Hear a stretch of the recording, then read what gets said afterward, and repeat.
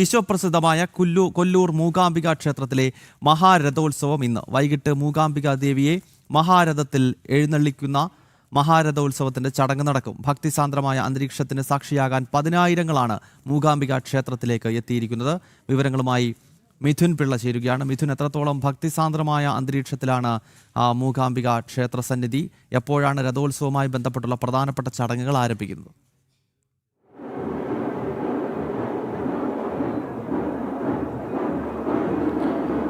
ഗൗതം, ഞാനിപ്പോൾ കൊല്ലൂർ മൂകാംബിക ക്ഷേത്രത്തിൻ്റെ മുന്നിൽ നമുക്ക് പിന്നിൽ കാണുന്നതാണ് 7 നിലകളുള്ള ബ്രഹ്മരഥം. ഈ ബ്രഹ്മരഥമാണ് ഇവിടെ നിന്ന് ഭക്തരുൾപ്പെടെയുള്ള സംഘം വലിച്ചു നീക്കിക്കൊണ്ട് മഹാരഥോത്സവം നടക്കുക. ചടങ്ങുകൾ ഏതാണ്ട് രാവിലെ തന്നെ തുടങ്ങിക്കഴിഞ്ഞു.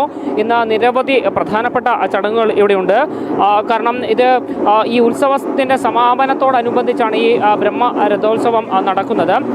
ഇന്ന് പ്രധാനമായും നടക്കുന്ന ചില ചടങ്ങുകൾ സാധാരണ നിലയിലേക്കാൾ 2 മണിക്കൂർ മുൻപ് തന്നെ ക്ഷേത്രത്തിൻ്റെ നട തുറക്കും. അന്ന് ആ സമയം തൊട്ട് തന്നെ പൂജകൾ തുടങ്ങുകയായി. രാവിലെ 8 മണിക്ക് തന്നെ ഈ രഥോത്സവത്തോടനുബന്ധിച്ചുള്ള പൂജകൾ തുടങ്ങുകയും ചെയ്തിട്ടുണ്ട്. മുഹൂർത്ത ബലി, ക്ഷിപ്രബലി, രഥബലി എന്നിവയാണ് രഥോത്സവത്തിന് മുന്നോടിയായിട്ടുള്ള പ്രധാന ചടങ്ങുകൾ. ഏതാണ്ട് അല്പസമയത്തിനകം ഈ ചടങ്ങുകളൊക്കെ പൂർത്തിയായിട്ടുണ്ട്. ഏതാണ്ട് അല്പസമയത്തിനകം രഥാരോഹണം നടക്കും. അതിനുശേഷം പ്രതീകാത്മക രഥചലനവും നടക്കുന്നതായിരിക്കും.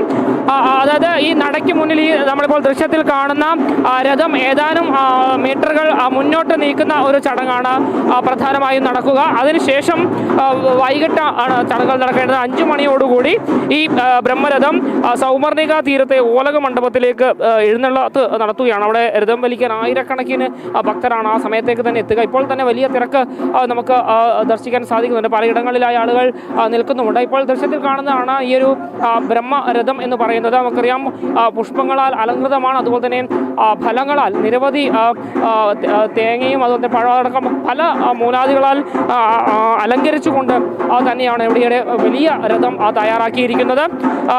ഇന്ന് ഈ ഒരു മഹാരഥോത്സവം, അതിനുശേഷം നാളെ ദേവിയുടെ ആറാട്ടും മറ്റന്നാൾ കൊടിയിറക്കവും നടക്കുന്ന രീതിയിലാണ് ഇവിടെ ഈ ഒരു ഉത്സവത്തിൻ്റെ കാര്യങ്ങൾ ക്രമീകരിച്ചിരിക്കുന്നത്. നമുക്ക് ഈ 2 സൈഡിലായി നമുക്ക് നിരവധി ഭക്തരെ കാണുവാൻ വേണ്ടി സാധിക്കും. ദൃശ്യത്തിൽ ആ ഭാഗത്തും നിരവധി ഭക്തരെ കാണാൻ വേണ്ടി സാധിക്കുന്നുണ്ട്. അതുപോലെ തന്നെ ഈ ഒരു സൈഡിലും ഈ ഒരു ഇപ്പുറത്തെ സൈഡിലും നിരവധി ഭക്തരെ കാണുവാൻ വേണ്ടി സാധിക്കും. അത്തരത്തിൽ ഇപ്പോൾ തന്നെ തിരക്ക് തുടങ്ങിക്കഴിഞ്ഞു. വൈകിട്ടോടുകൂടി തിരക്ക് ഒരു പാരമ്യത്തിലേക്കെന്നൊരു സാഹചര്യമുണ്ട്. ഭക്ത സഹസ്രങ്ങൾ ഈ ഒരു മഹാരഥോത്സവത്തിൻ്റെ ഭാഗമാകാൻ വേണ്ടി ഇങ്ങോട്ടേക്ക് എത്തിച്ചേരുകയും ചെയ്യും. ഒരുപാട് പ്രത്യേകതകളുള്ള ഒരു മഹാരഥമാണിത്.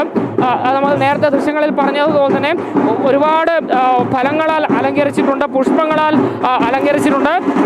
താഴെ ഭക്തർക്ക് പിടിക്കാൻ വേണ്ടി വലിയ വടം, ആ വടത്തോടൊപ്പം തന്നെ വലിയ മുളയുടെ ഒരു ഇതുകൂടി കെട്ടിയിട്ടുണ്ട്. അതായത് മുളയുടെ കയർ പോലെ വടത്തോട് ചേർത്ത് മുള കൂടി കെട്ടിക്കൊണ്ട് ഒരു വലിയ സംവിധാനം തന്നെ ഇവിടെ ഒരുക്കിയിട്ടുണ്ട്. ഇത് പിടിച്ചാണ് ഈ ഒരു ഭക്തർ ഈ ഒരു രഥം ഓലക മണ്ഡപത്തിലേക്ക് വലിച്ച് എഴുന്നള്ളിച്ച് കൊണ്ട് പോവുക. ഇപ്പോൾ ചടങ്ങിന് മുന്നോടിയായുള്ള ഓരോ ചടങ്ങുകൾ ഇപ്പോൾ നടന്നുകൊണ്ടിരിക്കുകയാണ്. വാദ്യ ഘോഷങ്ങളുടെ അകമ്പടിയോടെ നമുക്ക് ദൃശ്യത്തിൽ കാണാം. വളരെ മനോഹരമായ ചടങ്ങുകൾ തന്നെയാണ് നമുക്ക് ഇപ്പോൾ ദർശിക്കാനാകുന്നത്. ഏതാണ്ട് 11:30യോടുകൂടി രഥാരോഹണം നടക്കും. ദേവി ക്ഷേത്രത്തിനുള്ളിൽ നിന്ന് പുറത്തേക്ക് എഴുന്നള്ളി ഈ വലിയ രഥത്തിൽ ഇരിക്കും. അതിനുശേഷം ദേവിയെയും വെച്ച് ഏതാനും മീറ്ററുകൾ മാത്രം രാവിലെ രഥചലനം ആണ് നടക്കുക. അതിനുശേഷമാണ് വൈകിട്ടോടുകൂടി ഈ മഹാരഥോത്സവത്തിൻ്റെ ഭാഗമായുള്ള രഥം എഴുന്നള്ളത്ത് നടക്കുക. ഗൗതം.